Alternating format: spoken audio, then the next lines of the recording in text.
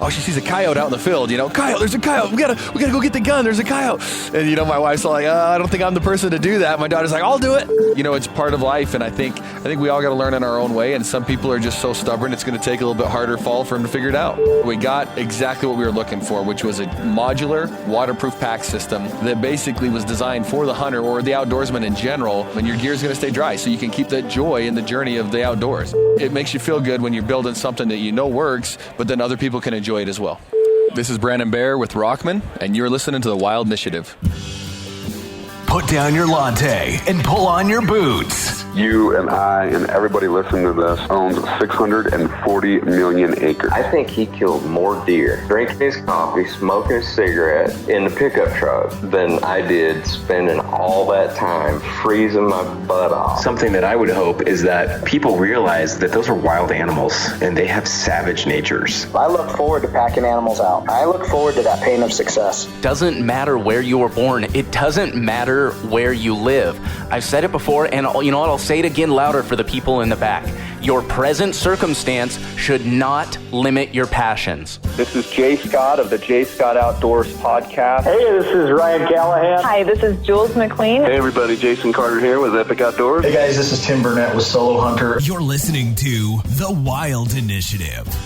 Hey y'all, welcome to another episode of The Wild Initiative, brought to you as part of the Waypoint Podcast Network. All right, y'all, so hopping into today's episode, as you can hear, we are here at SHOT Show. This is not SHOT Show. We're here at, what is it called, this? Western Hunt Next Conservation Show. I've yet to do a podcast where I've announced the show correctly. We're here at the Western Hunting and Conservation Expo in Salt Lake City. I'm sitting down with Brandon Bair of Rockman. I found out about the guys at Rockman while I was at SHOT Show. That's why it was in my head. And I was glad to see you guys here and excited to just sit down and chat with you a little bit. Yeah, absolutely. I appreciate you having me on. So, I always like to kick things off, just a little bit of an introduction about kind of who you are, but specifically, how did you get introduced to hunting and the outdoors? Oh, man, I just as a kid, we lived outdoors. We grew up on a ranch. We had cattle. And, we'd have to go move our cows in the mountains on horseback from one unit to the next unit, all, spring all the way up into the mountains during the summer and then back down into the desert in the fall and bring them home for the winter. So being on the back of a horse in the mountains has been my whole life, right? And then when we raised cattle, we weren't these big cattle ranchers that had a ton of money. And so if we could fill the freezer with meat, then we didn't have to butcher one of our cows that year, and it was that much more money we could have as the family. And so as a kid, even from a young age, I got the either sex tag as a kid, the youth tag. So my responsibility was I got to shoot whatever was the easiest to shoot, right? Everybody else had to wait for a buck and find something. So I was the meat hunter for the family. And so that was my whole life. I just grew up. If there was a doe and I had the tag, I went out and I filled that tag, and then tried to draw for the elk tags and get an elk. So hunting was just a part of our life. It wasn't like this sporting event. It wasn't anything crazy. It was just part of putting food on the table. It's like, it's funny. That's kind of like now my reason to have kids. I just need, more tags, right? Absolutely. Absolutely. That's how that works. Something tells me they're a little more expensive than just buying an extra tag at that point. Absolutely. So, you started out kind of as this kid, hunting for the family, for meat. What takes you from then to now? Yeah, so I took a little different journey in my life. I went up through high school. And then I left town. I went to school. I played at the University of Oregon. I played football. I was a college football player. So I played at the University of Oregon, and then I went on and played in the NFL. So I played for the Chiefs, the Raiders, and the Eagles. And I just retired about 5 years ago from the Eagles. And I come back home, and I took this 15-year leave of absence from hunting because I was pursuing school and my career. Mm-hmm. And I get back home, and I was like, you know what? I just need to get back to my roots. And I just started to get back into it, started hunting. My family was excited to actually have me go out and do it because I always tell these stories, and they're like, "You don't actually do this, Dad." And so, now we hunt together as a family. My daughters, I got all girls. My oldest daughter, she shot her bear this year and a deer, and she's getting into it. She's 12 years old. So it's just kind of been kind of a full turn to come back into it. And along the way, right, we decided to start a hunting company because we wanted to build. What was needed, So Rockman, our pack company, was kind of built out of necessity, just like what are the needs in the hunting world. And so that really got me ingrained into it more, working with other hunters, going on tons of different hunting trips. I got family that lives up in Alaska, so my sister lives up there. So I get to go up there and hunt with her and spend time in a whole different world, that I'm used to. And I'm learning what these needs are in the hunting world. And it's been awesome, and that's what we designed and built what we do here with Rockman. But on the same note, it gives me the chance to go out and do what we love to do. And to me, the getting the animal and the harvesting and the conservation part of it is important. But more important to me is the connections that you build. And you don't build any better relationship with anybody than sitting around a campfire at night, waiting for the next day, or telling stories from what you just went through and going through all that. So that's what it's all about to me. Oh, man. When you're struggling through that kind of stuff and you're side by side with someone, you're grinding for days, maybe you're seeing stuff and just not closing the deal. You're not seeing what you want, or you're just not seeing anything. Yeah. It's you're bonded hard at that point. Absolutely. Like some of the best buddies I've made are the guys I've hunted with. And, absolutely.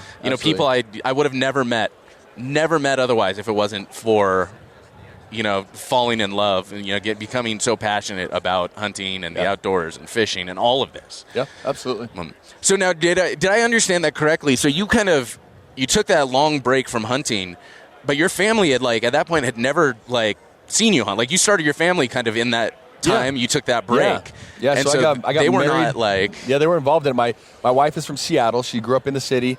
I got married while I was in college, and then I went up, had my first child while I was in college, and I went up through the NFL and played. And so they had heard all these stories, and they were excited about it, and they loved listening to them. But I never went out and hunted when I was with them, right, because of my career and what I was doing at the time. And so now to get back into it and get them ingrained in it, my daughter, she just can't wait to go out and go hunting or go do something with Dad. I'm on the phone with my wife back home. This was yesterday. I'm on my phone with my wife, and my daughter and her were driving home, and I get this, static in the background. I hear my daughter yelling at my wife. I'm like, what's going on? And she's like, oh, she sees a coyote out in the field. Coyote, there's a coyote. We gotta go get the gun. There's a coyote. And my wife's all like, I don't think I'm the person to do that. My daughter's like, I'll do it. And so anyhow, they've kind of become part of it, right? They know, and it's not just a lifestyle, but it's a way of life. It's just an amazing thing to raise your kids in a place where they can learn lessons that are going to take them much further than they'll ever learn in the classroom. Well, it's so cool that it went that way, and it's probably because you at least had those stories to tell them. Yeah. But so often it can go completely the other way, where you're raising them, and suddenly they have zero interest in it. They think it's a horrible thing, and I get it. It's awesome to see them getting excited about it. Say somebody is raising a family. Absolutely. They've whether or not they're new to hunting, maybe they've gained this interest in hunting, and they have a family. They have sons or daughters and a wife that zero interest in this. Yeah. What would you recommend? How would you encourage them to present that to their family in a way? It's rough because you don't want to force people to love something, right? Because that's what makes them resist it. But you give them a little taste, a little experience of it, and they see the joy that comes from being outdoors, and then all of a sudden it's a whole different world for them. So to me, you don't force it upon anybody, but you still show the passion and love that you have for it, and you go do it, and then you share the experiences, share the stories. They see your excitement about it. And I think that just slowly brings them in to what you're doing. And they might not love it, and that's okay. It's not for everybody, right? And that's why we love it so much, is because everybody's not the one out there doing it, right? It's not for everybody. So I think there's an element of kind of instilling a little bit of FOMO. You tell those stories and you present it in these exciting ways, and you present these opportunities that you've had, and you're effectively just inspiring them. You're not pushing them, you're not pulling them along, you're not forcing them into anything. Yeah. But you're just inspiring them, and if it is meant to be, if it is something that deep down they have a passion to do, that'll surface it. Absolutely. It's the same thing. Like, my family's big into sports, obviously. My wife played college basketball, coached college basketball. I'm a football player. And so sports is something we love. Not all my daughters love sports, right? And so to me, it's like, I'm not going to push them and get them and make them do all this stuff as a kid. When they start to show interest and they want to do it, I'm going to support them as much as I can. When my daughter shows interest in going out and going hunting, you better believe I'm not going to miss that opportunity to build that, to help her do it, right? I almost ruined it on bear baits, sitting on bear baits for 24 hours and never seeing a bear. You know, she's like, I don't know, this bear hunting's for me. And then I take her out and she finds a bear in 5 minutes when we're walking through the woods. So you find opportunities to build on it and help them out and support them in what they love and love them for whatever it is they choose to do. So tell me a little bit about the bear hunt, because I've got a spring bear hunt coming up here in Montana. I've got a buddy coming out. So the pressure's on because this is going to be his first hunt too.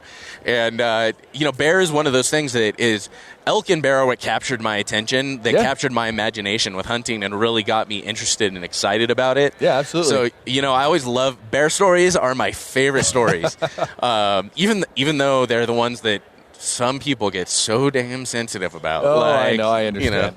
But you're going to get that anywhere. Yeah. But, to me, her bear hunt was awesome. She went with me. We went clear back into the panhandle of Idaho and hunted like the deep wilderness, the Frank Church wilderness. I mean, it was a all week adventure. Mm-hmm. And we're sitting on the bear baits at night. We're sitting on the baits in the morning. And the bears were coming in. It was just always after dark. Yeah. And so we just never got an opportunity. And we went out there with 6 guys and their kids, and everybody got a bear except for my daughter.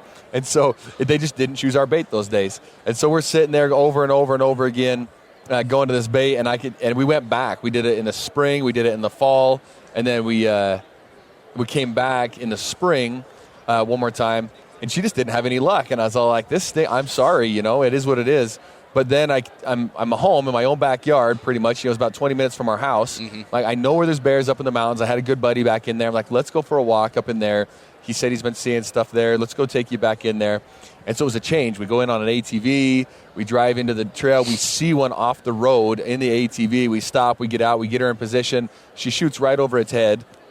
It's just looking at us through the trees. Like, what is that? And so she shoots right over its head.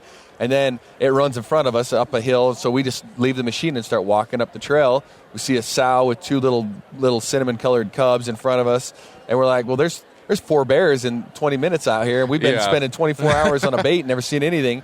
And then we turn to our right, and we see this big black bear walking. He's about a 250-pound bear walking up a hillside. And I'm like, hey, guys, quit looking at that sow and her cubs. Why don't we shoot this one over here? And they all turn over like, what? And so she freehands. She's 12 years old. She turns and freehands and shoots this 250-pound bear with a 6.5 Creedmoor, and just ecstatic. She's just loving it. She's excited. The first words out of her mouth is, we're kind of far away from the razor, aren't we? And I'm like, well, what do you mean? She goes, well, I don't want to walk up and poke that thing without having a machine nearby. She's a little nervous. She doesn't know what to expect. She's young, and there's a bear there. But so she's like, Dad, you got to be the one to poke it and see if it's dead. I'm like, all right, no big deal. So it was awesome. Awesome experience for her. She skinned it. She cleaned it. She took care of it. It was great. So this is your oldest daughter? My oldest daughter, yeah. She's 12. She's 12. You had 2 daughters, you said, I got 4. 4? 4 girls. Yeah, I know. I am so sorry. You've got a long few years. Yeah, I don't know any, long few years. I don't know any different, but I can tell you one thing, that I'm going to be taken care of. They love Dad, man. Those girls, as long as they still worship Dad, it's great, So. See, though the nice thing is, it sounds like how you're raising them, you're not going to have to worry too much about the boyfriends. I want every guy that takes my daughter on a date to know that not only does she own her own shotgun, but she knows how to use it very well, and then I have guns that I know how to use even better. So you gotta, every time they show up, you gotta greet them at the door, be like, oh, she'll be right down. She's cleaning the blood off. She just finished skinning a bear. Yeah, exactly. Exactly. This is funny, and whether you publish this part or not, but when we were cleaning her bear, my daughter wants to be a vet. That's what she wants to be, so she's always watching these vet movies. And so we got this carcass in front of us, and she's skinning it, and she goes like, she's 12 years old, right? She goes, Dad, can I castrate it? Because she knows what that is, right? And she's been watching these vet movies, and I'm all like, what better time to learn than now? Yeah. And so after she does it, she's like, well, that's not that hard. And I said, yeah, now we can tell every boy that you go on a date with that you know how to castrate something. And so it was great. It's like you should just record it and be like, all right, so before you date my daughter, there's a little public service video you need to watch. I love it. And it's just literally to make the title of the video, This Could Happen to You. Yeah, I and love just play that scene and call it a day, It's perfect. It's perfect. Yeah. No, I mean, I think it's so cool that at that age, there's so much you can learn from that. I mean, aside from like all of the amazing, like just personality kind of things it teaches you as far as resilience and patience and, just mental toughness, all of this stuff that you learn from hunting in general. Then there's the respect for the wildlife and the outdoors and how conservation works. You learn all of that.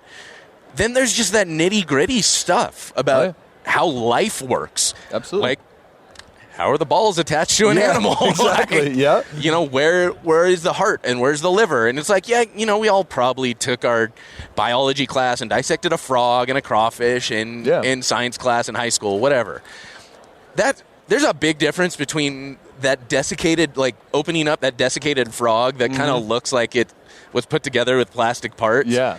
And being elbows deep in a elk or deer or bear carcass, you know, and digging around for that heart because you want to get that heart, or you know, figuring out how all that stuff works together. It's wild how much that teaches you. Oh, absolutely. And it's so cool to see like kids getting involved in that. Like, absolutely. And you know, one of the biggest things for me, and I like to drive this home, and this is more of maybe even on a spiritual note for the kids, but they need to know that animal had to die so that you could live. You know what I mean? Like, you know, that animal basically gave its life to take care of you so you could live. And it gives them a level of respect for what they're doing, and they're not just out there doing it for fun and just killing things randomly. You know, there's a purpose behind what we do, right? I think I've said it a million times on this podcast that so many issues we have with food in this world would be solved if more people hunted. And or like if you were required to either raise or hunt for your meat. Yeah. If you were not allowed to buy meat at the store.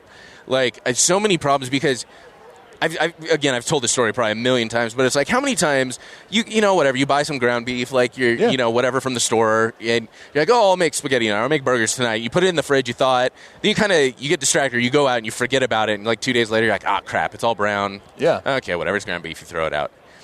I've never done that with ground elk.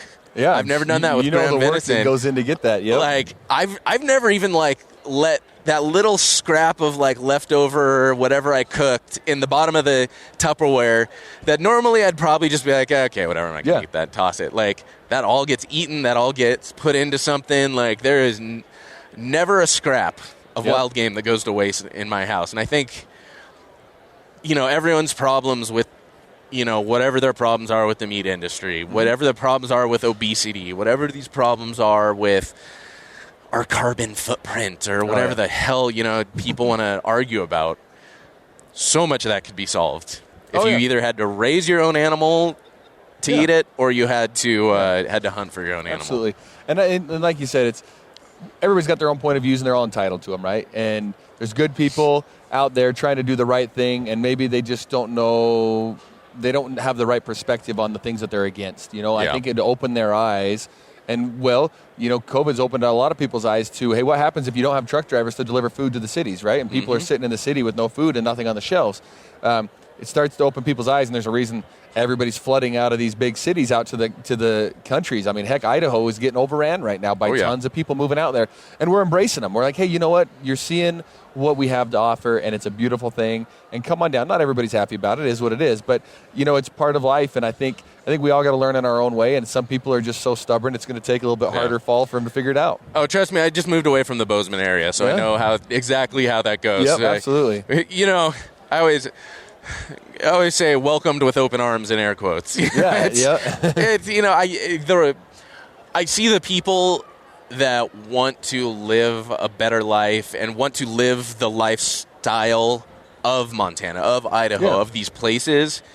Those are the people we welcome with open arms. Then there's the other people that are just like, well, I want to come and I want to vote the exact same way. And I mean, I'm not even going to get down that aisle. I've been down there a million times, but they want to come and change the way of life there.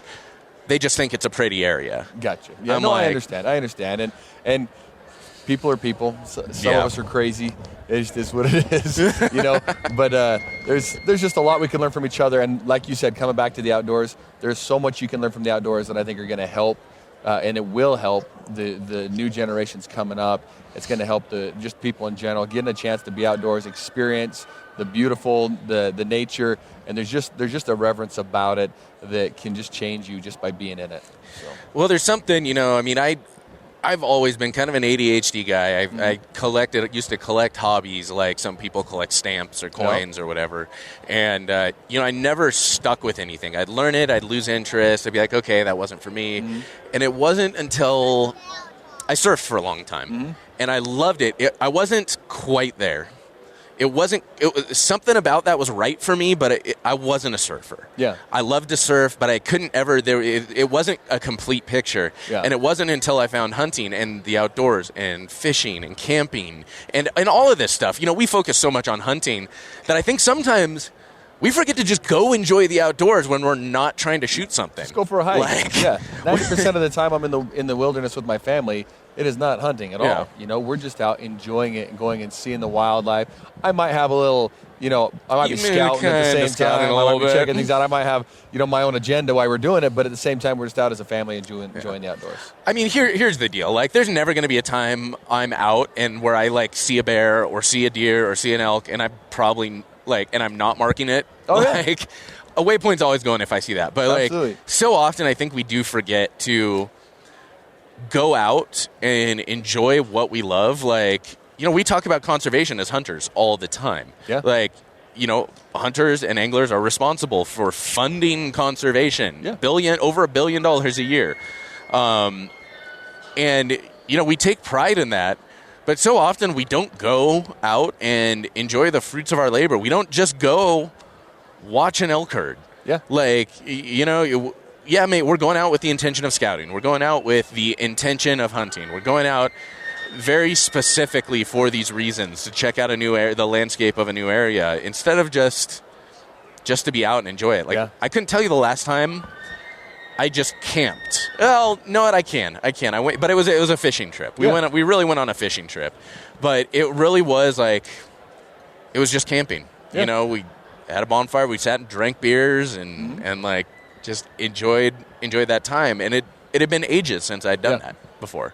It feels like forever at least. So yeah. So tell me a little bit. We got into it some, but tell me a little bit more about how you guys started Rockman and kind of what it is. Yeah, so when we came into it, we were hunters. We're truly the outdoor. We're the end user, right? So we're guys that love to be outdoors. We love all the products we use, but there's, you know, we can't handle the rain, right? That was the big indicator. Like, when you get dumped on, you just have a really bad rainy year. No matter how many rain flies you put on a pack, it's going to get wet and it's miserable. And so there was that thing. We wanted a pack that was a truly modular system. And so what we did is there was a group of us that got together and we said, you know, we are going to take and we were going to build. We basically took every pack that we had or had ever had and had modified, and we just said, these are things we love, these are things we don't like, these are things that we want, and these are things we want to get rid of, and let's just slowly design this on paper.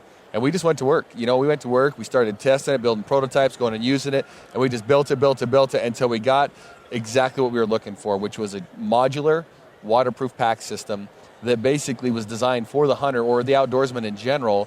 And your gear is going to stay dry, so you can keep that joy in the journey of the outdoors, right? And that's kind of one of our slogans: is keep the joy in the journey, so you're not ruining an experience. Like, you take your wife or your kids out on a hunting trip and it drenches on them, they just get wet. It's like ruining it for them. Like, well, yeah, that's not for me, right? But if you can have the right gear, even if the weather's bad, you can enjoy that journey. It's awesome. And so that's our goal, is to make it so that you can enjoy every single journey outdoors. And that's what Rockman is all about.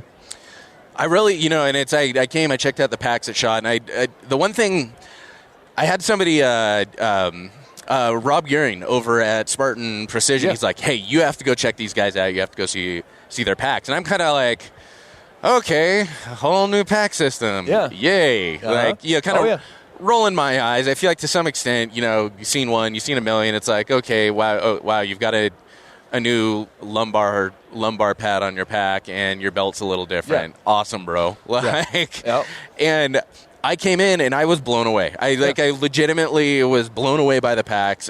You know, I try not to get too advertising on these, but like, it really is. It's an awesome system, super modular. I love the fact that it's simple too.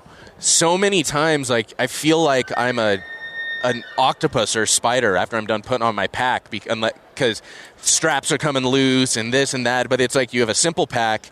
It's modular. Like you said, it's waterproof. The frame is awesome. You know, you can use it as a glassine seat. Yeah, absolutely. You know, the bino harness comes with a convenient snack table. You know, it's snack table, fly tying table, whatever you need to use it for, you can use it.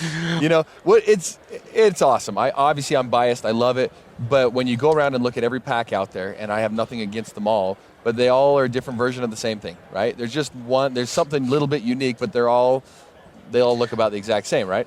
And so if you look at our packs, you won't even, I mean, it is completely different. We broke the mold of outdoor packs. It's designed for the hunter. It's obviously waterproof and modular, but you see it. We're not a big camo pattern. We're more earth tone colors. We just kind of, we fit just about every market's needs in the hunting, the fishing, the outdoors in general. We fit their needs, and it has been very well received. Even in the military, especially in anywhere that there's a lot of moisture, like Colombia or French Navy. And I mean, there's places, even the U.S. Navy, there's places that this has been well received just because of the waterproof design. So we find ourselves filling a niche in the market. Like, there's just no waterproof hunting pack out there. There isn't. And there's no truly modular pack out there like what we have. And when you say waterproof, like, this thing seals, like, you can inflate the pack. Yeah, you could. He showed me that, and that blew my mind. I was like, holy crap. You could fill it up with air, sit on it, paddle across the river, get to the other side, pull your gear out, do whatever. Or like we had guys in Alaska. They shot a moose on the other side of the river, okay? So they went in, and they got to the edge of the river. It was nasty weather. The water was high. They're like, it's a cold day. There's like, crap. How do we get over there? What do we do? Oh, yeah, we got Rockman packs. So they stripped down to nothing, stuffed all their clothes in their pack, zipped it up, waded across the water, got to the other side, pulled a rope across, got all of each other across, took care of their moose, got everything back, and they had a great, enjoyable trip. And they called us up, told us about it, said, we are Rockman for life, because we could enjoy this hunting trip where we might have been having hypothermia if it had any other gear, right? Yeah. And there's stories on and on and on that have taken place, but that's just, it makes you feel good when you're building something that works, but then other people can enjoy it as well. Yeah. No, it really did blow me away, and I love it. And I think the reason this pack turned out so good is you guys aren't engineers. You're hunters, and you're like, well, why can't a pack do this? Why can't? And you just figured it out, and I think that's why the pack's so unique. Yeah. You guys aren't pack designers. You weren't like industry guys trying to fit your niche or whatever. And even the bino harness, it was fantastic design, works great. And again, like, I'm getting way more advertising than I ever do on this podcast, but I do really love the system. But so, one thing I always kind of like to wind things down with is we talked earlier, and my passion is for kind of the adult onset hunter, or the guy that didn't grow up, anyone that didn't grow up walking through the woods with granddad's gun, effectively, and finding resources for these people. So say, you run into some guy and, what do you do? Oh, yeah, I make hunting packs. He's like, oh, man, hunting. That sounds so cool. He's like, I grew up in the city. I don't know anyone that hunts, but I've always kind of wanted to. But it just seems like there's so much gear to buy and so much to learn and so much stuff I have to do. And I don't know, it's a little intimidating. I'm not sure I can do this. What would you say, what kind of inspiration or words of wisdom would you give to that guy? Man, first of all, just do it. Just go give it a shot.